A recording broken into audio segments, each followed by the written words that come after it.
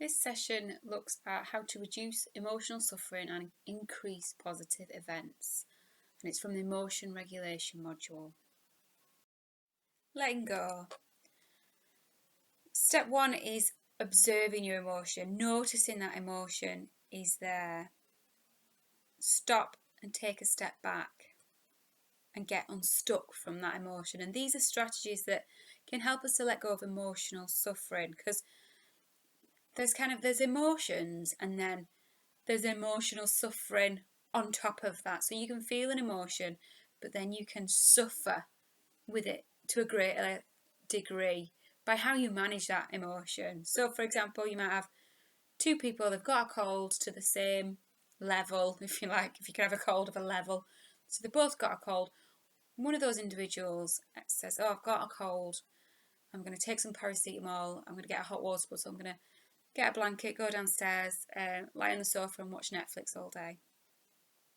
Other person, same symptoms, same cold, says, oh, I feel terrible, I don't want to have a cold, I'm so ill, I feel awful, it's not fair, I'm so angry that I've got a cold right now, no one else has got a cold, oh, this is just unbelievable.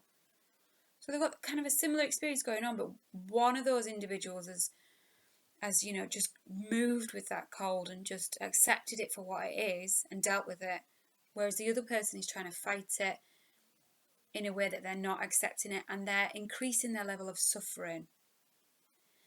So in a similar way, you can have one person saying, inviting someone to a party, and they're saying, I'm really angry, I'm ashamed, I'm upset, I'm all mixed up in my head's spinning, I can't go to that party because of what's gone on in the past, I'm just too emotional. And the friend's saying, just put it in the past, like just come to the party. But they won't go. So they're actually, again, increasing their level of suffering by how they manage that situation. So they're holding on to those emotions of the past, and they're not living more in the moment, they're not being present, and actually making things worse, because then they're kind of stealing opportunities from themselves to go and enjoy themselves, to go and distract themselves, and to have experiences where they might bring them joy and happiness. They're choosing to stay in that emotional place and increase their level of suffering with that emotion. And this is why we talk about mindfulness, because if you're not paying attention to your emotions, you're not able to solve them. So we talk about noticing emotions and observing our thoughts and our judgments when we're practicing mindfulness activities as a way of being able to kind of create more of an awareness of what we're experiencing, because then we can do something with it. If we're more aware of it and we're more in control of it, we can do something about it.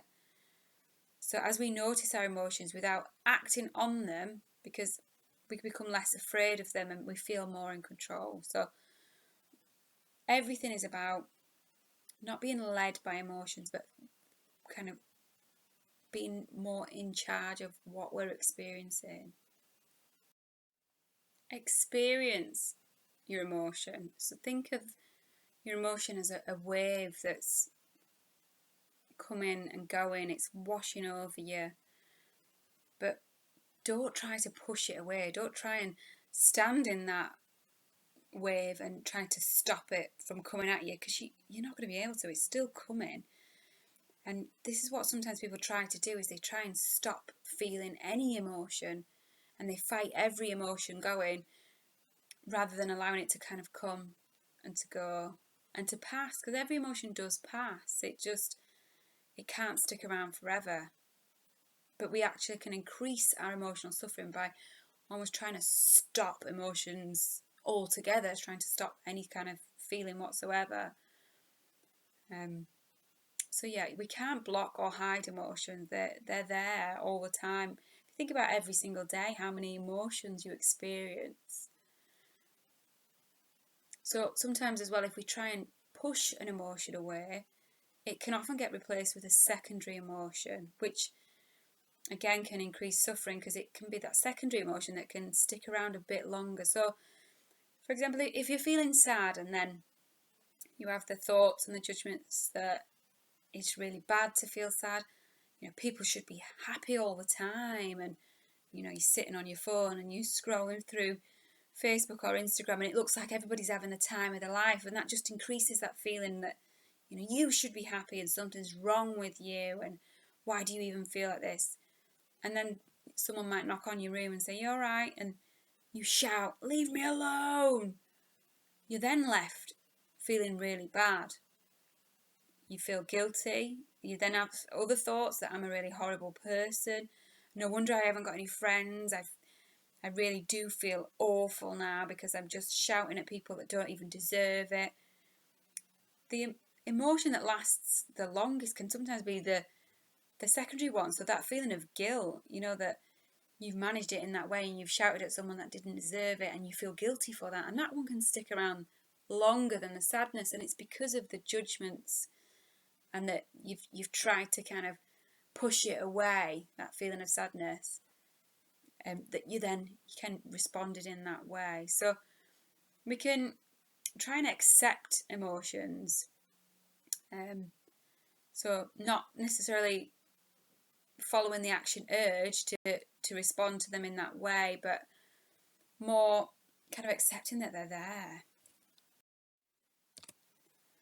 I don't know if you've seen the film Inside Out, but it's all about emotions and experiencing a range of emotions that go on every single day, and how they've all got a role and a purpose, and we need all of them. We need a spectrum of emotions, so no one emotion is more valuable than another. They've kind of all got to coexist in there. So yes, some emotions might feel trickier to manage and feel a bit more unpleasant or more pleasurable, but we need all of them, and we're made up of, you know, this whole range.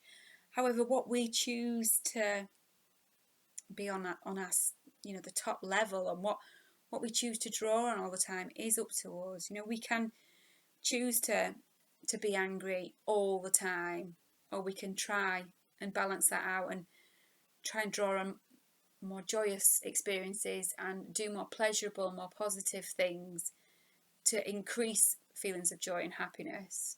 So we do have an element of control over that.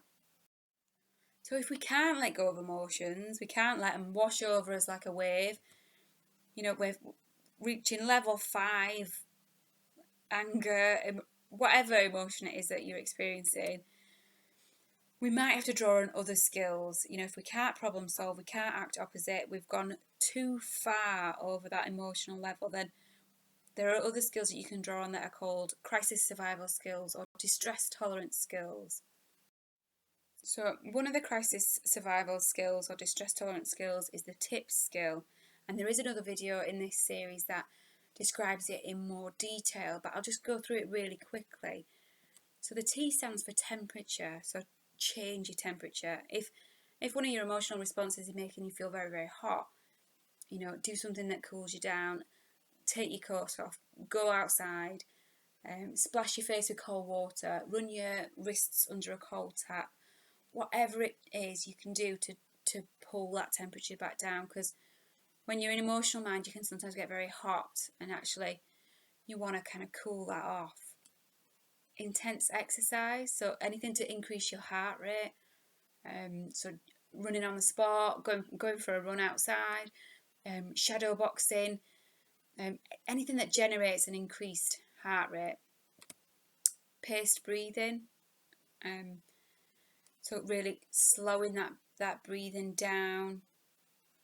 And there are loads of apps that have this facility like paced breathing, and there's loads of videos on YouTube. So sometimes it's, when you're in that moment, it's helpful to have someone talk you through it, you know, of when to breathe in and out, because if you're breathing really quickly, you need someone to kind of really guide that down. So you can have all these things on your phone ready for when you're, you know, you just need that calming down. And paired muscle relaxation, so you can do this anywhere as well. It's something that you don't need anything to do. You can working your way up from from your feet to the top of your head, or vice versa, from your head down, but focusing on every individual muscle in your body and tensing it and then releasing. And you work your way up through, from your feet to your calves to your thighs, and you just keep focus on tensing that muscle and then releasing it. So these are things that you can do anywhere, really. Increasing positive events. We talk about wanting to feel happy and wanting to experience more joy in our lives, and in order to do that, we have to build a life worth living. We have to be doing things that generates those positive feelings and those positive experiences, because they're not just going to get delivered to your front door. Here's a load of joy. You've got to do things that generate that feeling.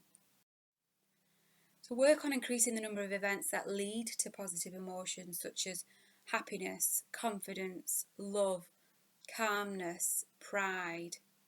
And you can get those feelings from all sorts of things, going to work and meet all of those things. It can give you more confidence, it can give you more self-respect, and whatever it is, or having a volunteer job, or going to college, gives you a sense of mastery, gives you a sense of confidence, learning something new as well, gives you a sense of purpose.